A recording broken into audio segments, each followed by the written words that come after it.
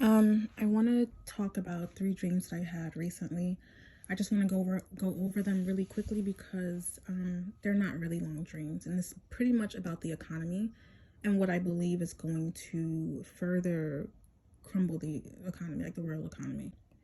My first dream is in Atlanta. So I'm in Atlanta, I'm in this community, and there's a very popular CEO living in one of the communities. And across from her, there's a huge mansion, and that mansion has no roof and it's completely crumbling. Like, when I look inside of the mansion, you can't walk up the stairs because the stairs are crumbling. So I was like, oh my gosh, what happened? Like, what could happen to this neighborhood? Why two millionaires or all these millionaires are living together in these huge mansions, but one of them looks normal, the other one is falling apart. One of them looks normal and the other one is falling apart. So that was the first dream. Later, that night I had another dream about Ice Cube. And he did something to make some money, and he opened it to the public and had the public come in and the public could make some money. But he found out that a lot of the people were like running scams. They weren't coming in to like legitimately make money, they were coming in to run scams. One of the things that's interesting about that particular dream is that for him to do this huge expedition for the public, he needed financial backers. And his financial backers, when I looked at the situation, all his financial backers were Muslim. And I thought, like, well, that's strange. Like, why did he need to contact all of these people who look like they were like Saudis to do this exposition? And so I thought, like, oh my gosh, is the economy going to get so bad that in order to get money, you'll have to go to Muslim people to get like financing for like stuff? So I was like, okay, wow, that's crazy. The next dream I had this dream the very following day after those two dreams. The next dream I had, there was a CEO, billionaire CEO. It's very popular, and he was giving away so much stuff for free. And my understanding in this dream was that he wasn't the only one. It was a lot of billionaires like just giving away stuff, like, here, this is for you, this is for you. And they were getting a lot of their popularity, because I guess, I don't know if the economy was really bad. I don't remember the economy being bad in the dream, but I'm guessing it was. So they were just giving away lots and lots. This particular CEO, I'll put his face on the screen, was giving away a lot of items for free. And obviously people were very happy. He got a lot of recognition for doing that, and his philanthropy, like, he was being seen as being this huge philanthropist. And the end of that dream, what ended up happening was that this guy was trying to sell something. I don't know what he was trying to sell, but he had a price for it. He told these people, like, hey, the price is $30. And I remember in the dream, the sentiment when he told them the price of what it was that he was an evil, evil, evil person for putting a price on something. So those are my three dreams. And I think it has to do with a lot of what's coming, as far as like this awful economy that's coming because of AI. Like, it's just here. It's here already. COVID started it. AI is going to finish it. And then I think a lot of this philanthropy of like, oh, we're going to give you all of this stuff. People are just not going to work and they're not going to build wealth. And then when someone does come along and say, okay, I'm going to sell a product, or, some apples for 30 cents, they're like looked at as like someone completely and totally ridiculously evil. Because I do believe that the world economy is moving towards socialism, then to communism, and that's part of the plan. So, okay, so what do I think about these dreams?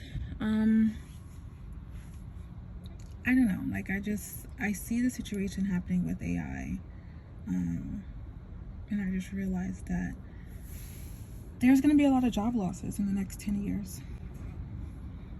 I think that they're going to make it so easy for them, AI, to answer office telephones. And so a lot of secretaries, a lot of assistants are going to be out of jobs. There's going to be it's just going to be massive amounts of layoffs. And I already had a dream. I have to put this dream up. I just never put it up. I have to talk about the fact that there's going to be a lot of prostitution. in this country. We think that America would never legalize prostitution, but I had a dream that prostitution was very much legalized and it was very normal. And I believe the reason why that this is going to happen, I would say 10, 15 years from now, 20 years from now, is because the economy is going to be so bad. The economy is going to be so bad that people are going to prostitute themselves.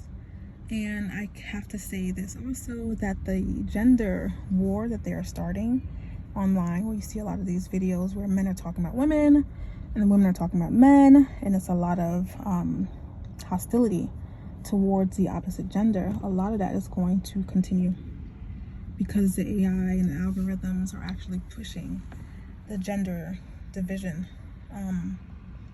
onto society. So in the dream I had that showed me that so in the dream that I had that showed me that prostitution was going to become normal and legal, it was just really bad society. I realized that the woman who was prostituting because there wasn't any work for her. Now, typically this is 2023, I'm making this video. In this day, that woman would not be a prostitute. She wouldn't have to prostitute herself. In the day that she lives in the future, or the time that she lives in, a woman like that, she was very pretty, extremely pretty girl. And I'm not saying pretty girls don't prostitute themselves. I'm saying a girl like her wouldn't. Just culturally, it's not what we consider normal nowadays. And I know that there are exceptions. People try to make the exception a norm, which is what's happening in society. Everything that right now used to be an exception is becoming the norm. You know, there was a time in the Black community where, you know, having a one-parent family was the exception, and now it's the norm. There was a time when, you know, drug use was like, oh, that's the exception. Like everybody takes, you know, a lot of people take drugs now. So there's so many things out there that we've grown up seeing as the exception that has become so normalized. So yeah, I do think that with the mansions, the situation in Atlanta, it was definitely Atlanta, and I definitely saw that in the very same community. One mansion was standing, everything was perfectly fine for that person, and the mansion across the street was crumbling. So I think a lot of millionaires, or what we consider millionaires now, are going to be not millionaires anymore. They're gonna have to sell their houses, and they're gonna have to move. And then I also think that what's gonna accelerate this, besides AI, is gonna be possibly because a lot of philanthropists and a lot of people, you know, a lot of celebrities, a lot of very, very wealthy billionaires are going to begin giving things away for free.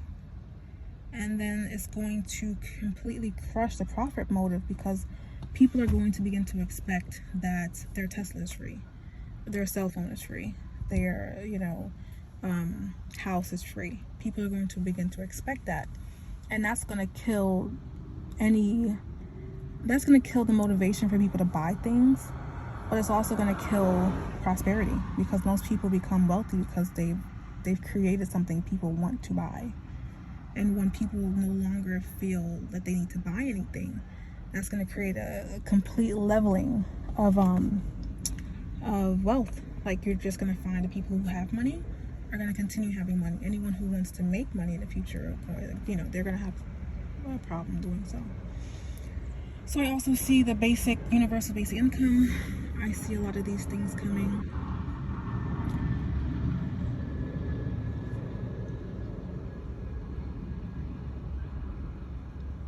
Sorry about the background noise. I am at a park. But I see a lot of I just see a lot of these things coming. We're going to a socialist society. We're going to a society where everyone's going to have an apartment, and everyone is going to be very happy living in an apartment and getting a paycheck from the government every month. And we saw, just looking at the Black community, what that did to the Black community. What that completely destroyed the Black community. Like, yeah, okay, you get Section 8, you get an apartment. Okay, yeah, you get a little paycheck. But what that caused was an incredible amount of idleness, purposelessness, drug use, abuse. There's a lot of abuse that went on in projects. It was just a lot of evil.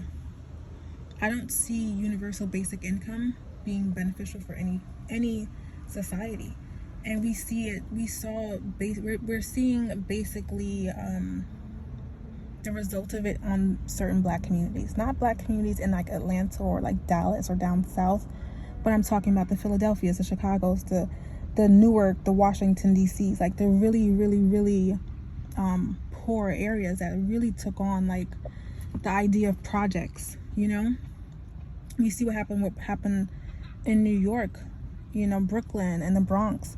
They had a lot of projects. They still have projects, but it was way worse in the past, and it just didn't help. It didn't really help the black community.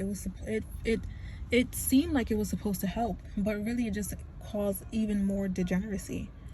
And so when they spread that idea, and they take that idea, which it worked for what it was used for. It was used to destroy the black community, and it worked.